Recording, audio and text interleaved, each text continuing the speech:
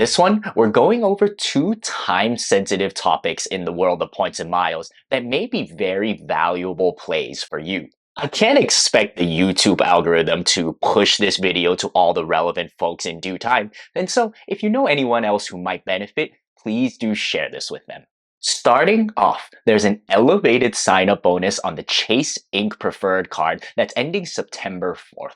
Until this date, you'll receive 120,000 Chase Ultimate Reward points for spending $8,000 in the first 3 months after card opening, after which the bonus will likely go back down to 100,000 points. To all you online marketplace sellers or Uber drivers, or even those of you who are planning to do these things in the near future, believe me when I say that this card can be for you, as you don't need a formal LLC business in order to get approved for business cards. No, I've only ever had side hustles that are categorized as sole proprietorships, and I have tons of business cards. Though, yes, with only a side hustle, spending $8,000 in 3 months may not be that feasible. Thankfully, you can do things like prepay your bills, buy gift cards, or prepay your taxes at a manageable 1.8 something percent fee. The latter you'll have to do as a 1099 employee, but even a W-2 employee can do it if you're being withheld on your taxes from your employer.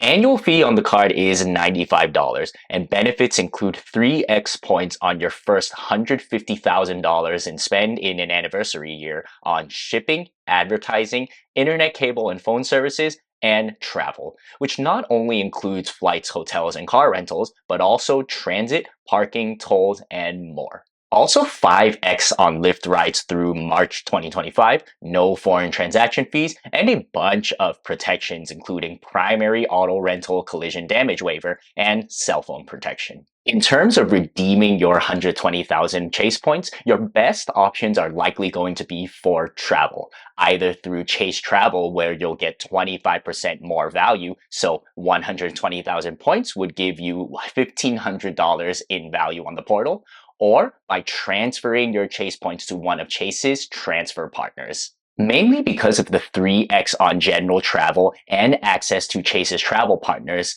I deem the Inc. Preferred card as a keeper for my situation. Now, if you have a player too who already has one of the 4 Inc. cards, then you may want to consider applying for the Inc. Preferred through their referral link, as they'll receive 40,000 Chase points simply from you getting approved. Note that this referral bonus drops to just 20,000 points after September 2nd, and also that the offer through the referral link is only for the standard 100,000 points. You may be able to call or email Chase after you get approved for the Inc. Preferred, asking them to match the offer to the public 120,000 points. I've seen data points where this was successful and others where this wasn't, and so as often is the case in points and miles, your mileage may vary. Nevertheless, if you and your player too will be sharing in the redemption experience, then the referral path was mathematically the way to go. 100,000 points plus 40,000 points through the referral gives you 140,000 points, which is more than the 120,000 points that you'll get from simply directly applying on the public link.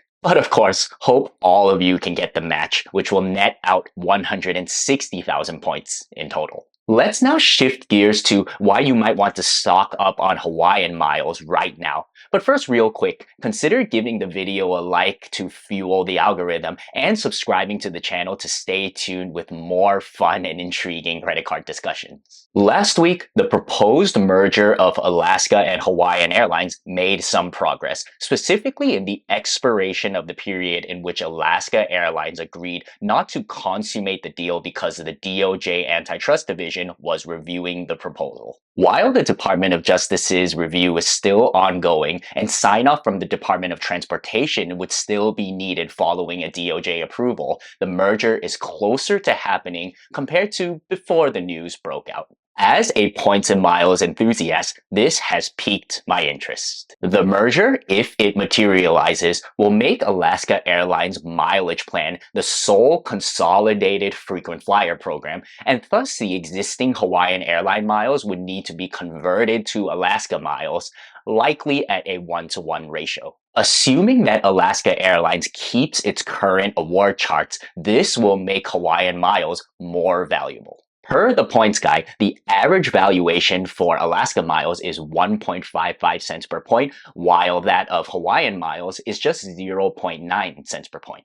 So, there may be a case for accumulating more Hawaiian Miles right now, which you can do by 1. Transferring your American Express membership reward points to Hawaiian Miles at an elevated 1:1.2 rate, which will go back down to 1:1 after August 31st. Or 2. Getting one of the Hawaiian Airlines credit cards issued by Barclays Bank.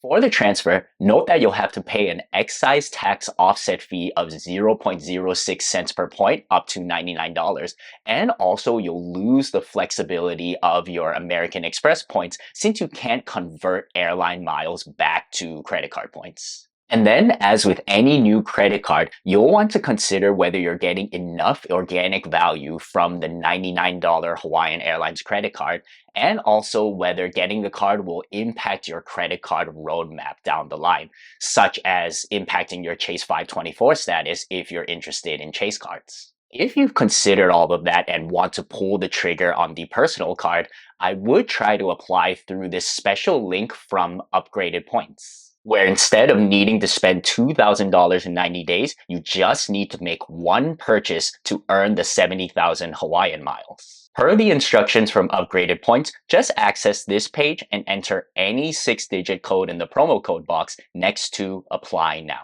All in all, I would only perform this speculative grab of Hawaiian miles if you plan on flying on one of Alaska's or Hawaiian's routes, or ideally are good with both of them. Also, I'd look into the current redemption options for that route just to get a sense of how feasible your eventual redemption will be. And with that, I'm curious to know if you'll be applying for the Chase Inc. Preferred card or if you'll be going for one of those options to earn Hawaiian miles. Oh, and if the idea of getting a bonus on your credit card point transfers sounds enticing, you may be interested in one of these other transfer bonuses that I talked about in this video on screen. Thanks so much for watching, and here's your card nerd signing off. Peace.